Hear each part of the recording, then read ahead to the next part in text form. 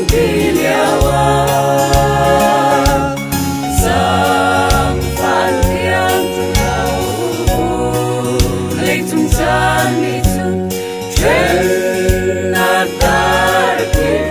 an tum chang mo fa chu lấy tung chu chen na krama si bang chết mi thịt lao na cha na tâm câu man se si se kan ha ban ram ban chung kan pa sina dot ni na ton cha na ka la tan ka ta kin zum sian lo hoi dot na te bang in te khat chu mi kan si ta za kan sam ti ai tam ten mang cha ayu kan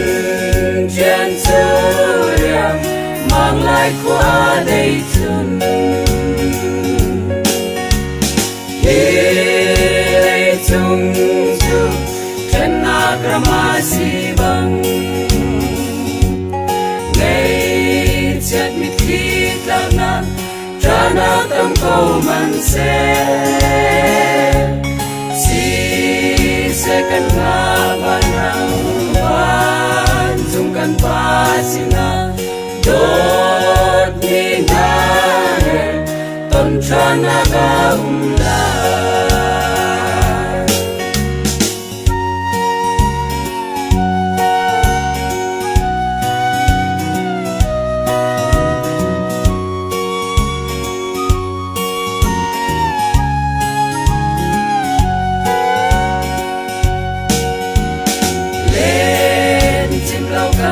gian sung hoy chim lao đốt ni na thế có lâu mi moni le ta na o an ya me kan gian sung đi ro kan cha chunga ton san la chu chung zin nói si se lấy chung chu chen na krama si bang ngày chết mi thịt lao na cha na tâm câu man se si se kan ha ban rang ban chung kan pa sina dot ni na ton cha na ka